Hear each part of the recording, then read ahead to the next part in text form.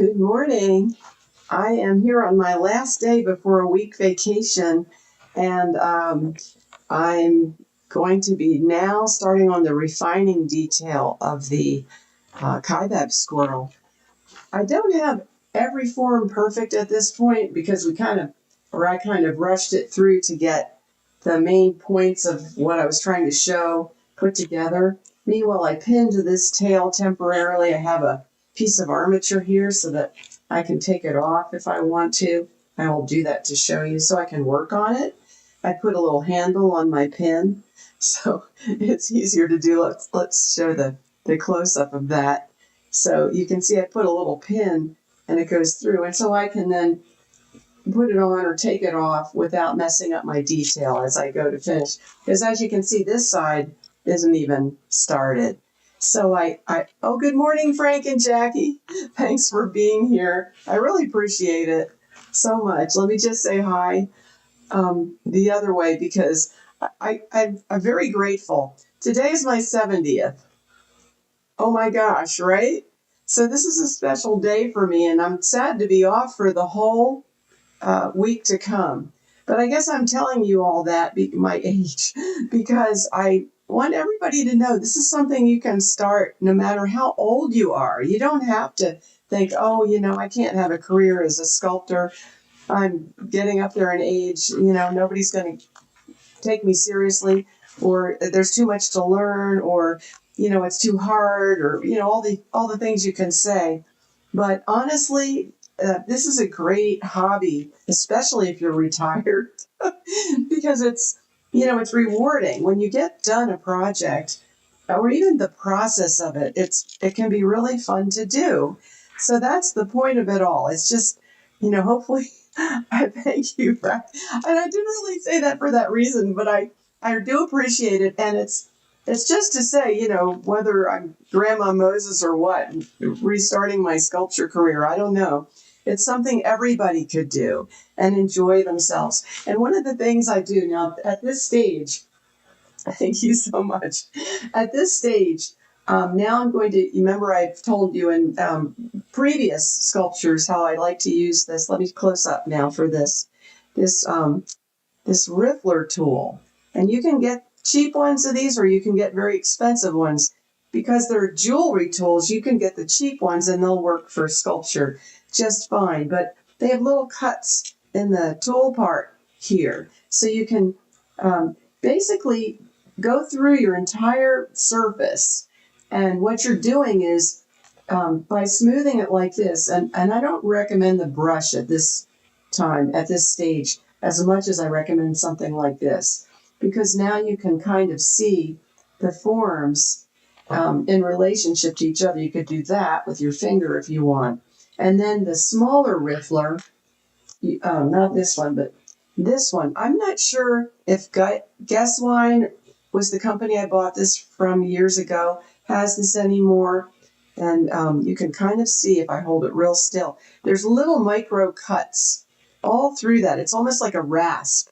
It's rough, but very, very small. And I think these are diamond rifflers. In other words, the material is very, very hard, and it's for jewelry making. But boy, is that nice to be able to go over once you get you go through the big stage. Now you can go over, and I don't know if I can get this close enough for you to see, but it gives you, with going in the direction of what the hair might be, just a nice refined surface, and then you can just barely touch it with your fingers, and you've got a finished surface without the brushing works for a more defined fur, but in the squirrel, their fur is so tight, and I'll just show again, like you can see, it's so tight that it almost looks, and you know what it might feel like from feeling rabbit fur. If you ever had a rabbit fur purse or something, you can feel the cushy kind of texture that is, and it's not distinctive fur. It's not like the tail at all. And so you're going to want to make more of a, like, sort of puffy areas. As you can see, I'm let's see if I can get my light to start to show it. And like even on this shoulder, it's not quite right here. So you can bring it down with a small riffler somewhat. And you can even do a little bit of a crosshatch to sort of take it down evenly, like that. And then just smooth with your finger. But you'll be able to see forms with this technique that you can't see. And it starts to make your sculpture look very refined. And there's something very satisfying about using a tool like this because it starts to look more realistic as you go.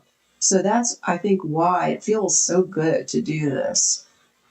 And it gives you those nice forms that look like the feeling of fur, but of course you're the furthest thing from fur, just being hard clay. So it's a pretty interesting, somebody's trying to call me, and I don't know who it is, so don't hang up on that.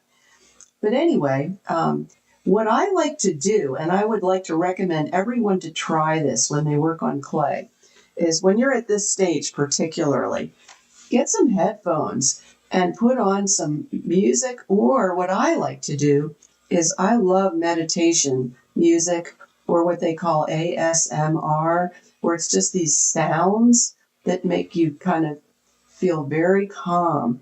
And it's a really nice experience to have your headphones on while you're just doing this kind of very, I guess, slow yet satisfying, refining stage. Let's see if I can go to the other side where I haven't even started it. See, now you can see that's very rough. So I can start it. And if I have major areas that need sculpting away, this tool still works as a nice loop tool. So it doubles as a loop tool to kind of bring down in a more direct and aggressive way the clay that you don't want. And then you go back with that soft a soft touch that gives you the refined look and keeps that form, the underlying form, intact that you don't want to wipe out. So anyway, it's a very nice part of the process. Now, I'm going to switch to the other view. The problem with me doing this kind of work on the live stream, good morning, Mark. Nice to see you. The problem with doing this kind of work on the live stream is it takes so long relative to the quick things I show. And I don't want to be boring. So I should do a lot of this off in the corner, but I always want to show you what I'm doing and then come back and say, okay, look at what I've done. And I started working on the feet. And again, this is like a loop tool. So this kind of doubles as a refining tool, showing the hair direction, but it's also a nice loop tool that will help you refine details like the feet. And now when you're working on pieces like that, you want to be careful and step back and absolutely look at your source material. Like I'll look at this is a good one to show kind of the way those squirrel fingers look. And there's 4 fingers, and then there's this weird little knob that's like a thumb. So I've got 4 fingers. I call them fingers. Would they be paws? I don't know. I don't know. But these little hands, they look like hands, are so cute, but you want to get them, close to what you're seeing in the pictures. So I'm just going through very gently with this tool. It takes off so little if you want it to, or if you want it to take off a lot, it can do that too. So I really like this riffler tool. This is one that you can't make because of the micro cuts in the, let's go show it again real close. You have to find it. Geiswein sold these years ago. They're not cheap at Geiswein because they're for jewelry and they're diamond rifflers. But I think you can get these, a similar kind on Amazon. It's not the same kind of micro cuts. It's just diamond kind of material, sort of stippling material all over it. So it's not quite the same. But if you can find these tools, they will last forever. Maybe eBay has some. I don't know. But that's a thought. I just kind of popped in my head. So I hope you can find these because this really helps to finish your work in a way that gives you the fur texture, preserves the forms. For example, last night I was cutting through this area just to kind of prepare for today. And you can see you can really shave off quite a bit if you want to use it that way. So it's a real versatile tool to do this refining. The other thing I wanted to show you today was the flatness of this tail is not where I would finish it. And I put one little piece here, and I'm going to show you, let's get some more clay out. I've got some hot clay to show this idea.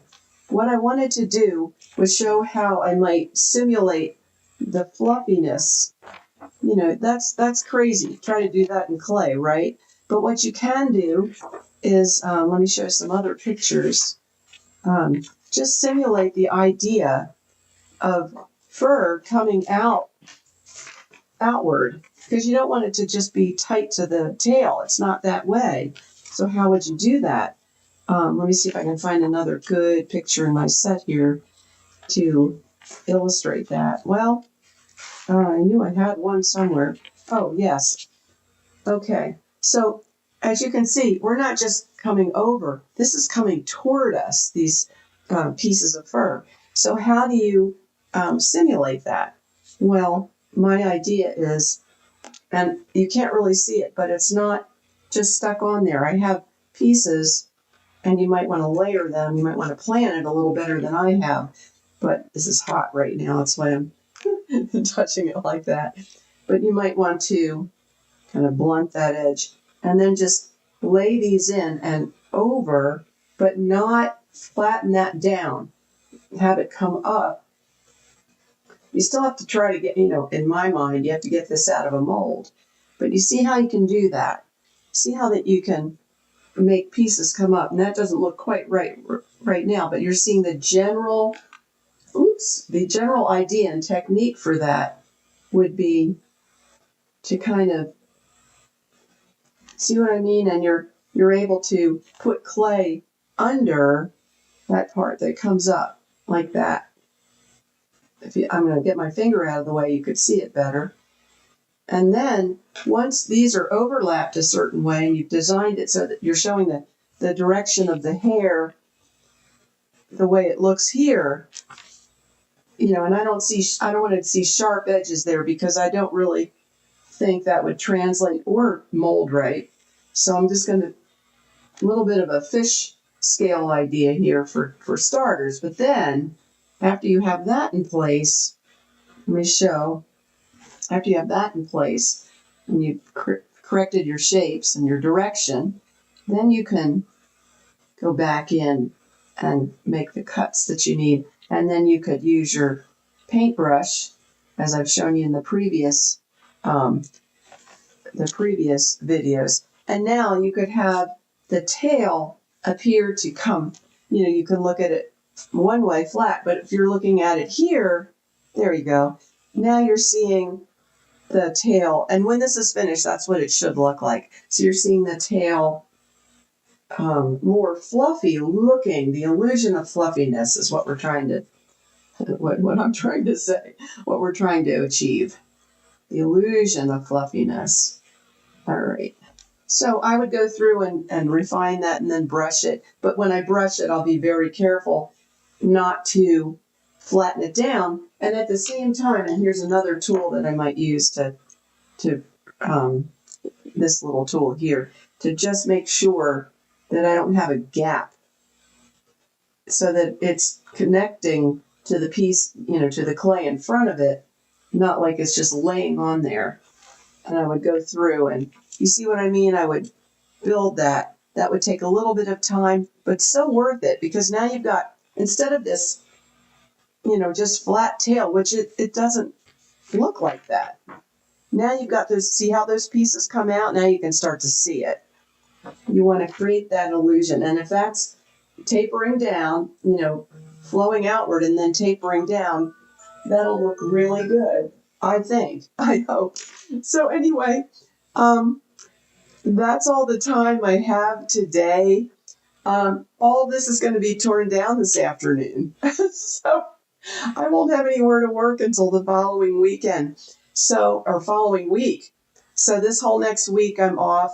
I might promote some of the previous live streams so some new people can see them. But anyway, I really appreciate this is a very special day because I'm going to be in a brand new place next time we start. Lighting will be different, the room will be different. It's going to be crazy. So thank you all for coming so much, and I will see you the following week. Thank you so much. Thank you for the good wishes. I so appreciate it. Bye-bye.